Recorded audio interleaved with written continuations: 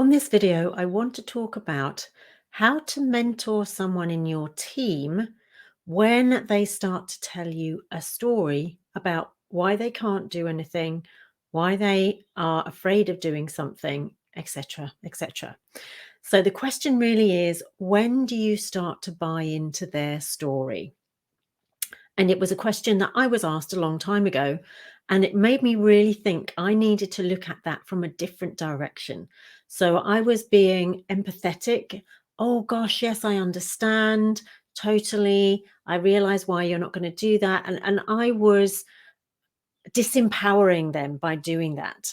So I'm going to give you a 2-step process whereby you can really help your person to push through, if they want help, to get through to the other side.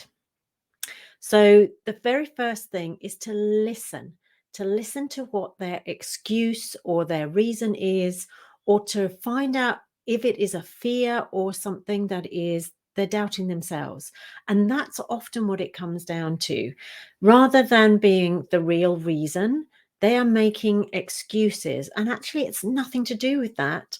And we can hear that in ourselves sometimes, right? We say, oh yeah, everything that's going on in the world and this, that, and the other that somebody else is doing. And it's like, what? If we actually looked at it, we would go, that's got absolutely nothing to do with, let's say, me doing a presentation or that person doing a presentation.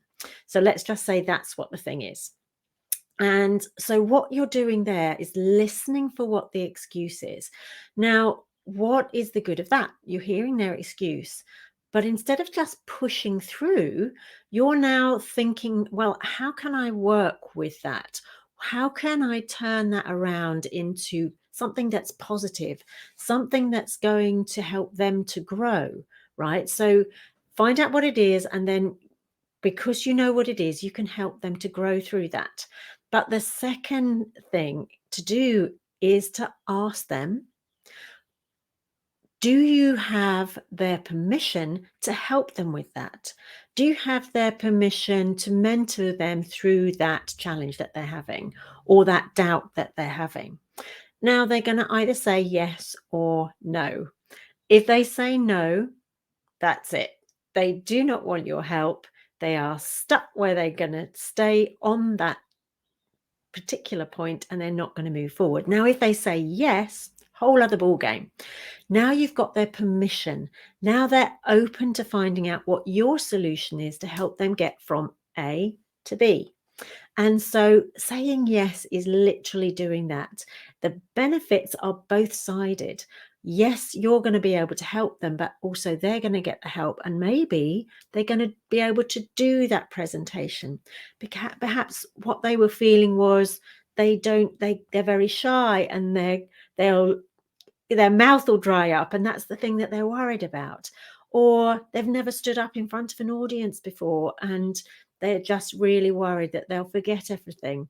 Or whatever that is that you can now actually start to help them with, and dig deeper and break down the reasons and mentor them. And maybe they can't do the presentation that time, but you can help them and guide them, taking steps so that the next time they're not so fearful or they don't have so much doubt.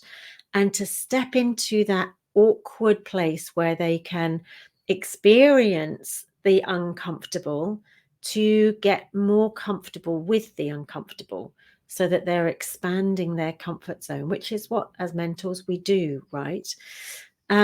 So what I would say is, first, sort of look at yourself and ask yourself, where am I stopping helping my team? When they say something, where am I stopping helping them? And I literally was stopping helping them because I was empathizing, because I'm an empath. That's just my character. And when I realized that, it was like, no, that's not good enough. I've got to mentor them through their fear and their pain and their doubt, as long as I have permission to do that. And it was a real key step for me. And so the other thing then is to look at yourself and see, where are you stopping yourself? What excuses are you giving that you know that's not really true? That's not really the reason I'm not doing it. Actually, it's because I'm scared I'm going to mess up.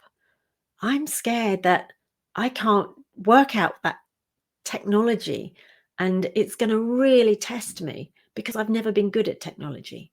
So have a look at what that is for yourself. And I hope this really helps. If you see there's another video across here that looks of interest, then do click on that. If you've not subscribed yet, do pop down on the subscribe button. It all absolutely helps. Thank you so much and have an awesome day.